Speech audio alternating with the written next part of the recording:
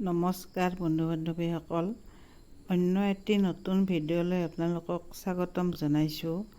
আমাৰ আজি হাল উঠিল ভুই ৰোৱা শেষ হ'ল, তাকে দেখুৱাম বুলি সৰুকৈ ভিডিঅ' এটি বনাইছোঁ।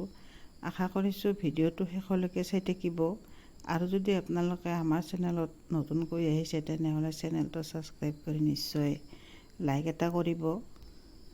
বন্ধু বান্ধৱীসকল, আমাৰ আজি হাল উঠাৰ কাৰণে সৰুকৈ খানা এটা পাতিলোঁ। সৰু একেবাৰে সৰু, ৰঙালাও আৰু মাংস ভাজা আৰু ঠাণ্ডা, আৰু বেলেগ একো নাই। আগৰ যোৱা কেইবছৰ যেনেকুৱা এটা হাল উঠা বুলি ক'লে ফূৰ্তি লাগিছিল, এইবাৰ কিন্তু অলপ ব্যতিক্ৰম। আপোনালোকেতো জানে প্ৰথম অৱস্থাত কেনেকৈ ৰুলোঁ, মেচিনেদি পানী তুলি তুলি। এতিয়া অৱশ্যে পানী হৈছে, পানী হ'লে কি হ'ব, কঠীয়াবিলাক নষ্ট হ'ব ধৰিছে। প্ৰথমৰখিনিতো আমি জেঠৰ মাহত ৰুলোঁ, আৰু এতিয়া একেলগে পাৰা কঠীয়া, আৰু এতিয়া যাই একেবাৰে শাওণৰ মাহ পালেগৈ, য'ত নেকি 15-20 দিনতে ৰোৱা হৈছিল। এইবাৰ কিন্তু আঢ়াই মাহ হৈ গ'ল।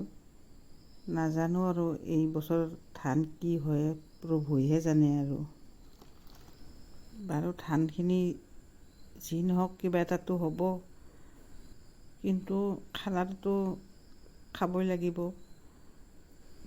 এতিয়া আৰু আমাৰ প্ৰায় খোৱা বোৱা কাম শেষ হ'ল। আমি আৰু তামোল চামোল খাই অলপমান জিৰণি লৈছোঁ, আৰু এতিয়া ঘৰলৈ যাম।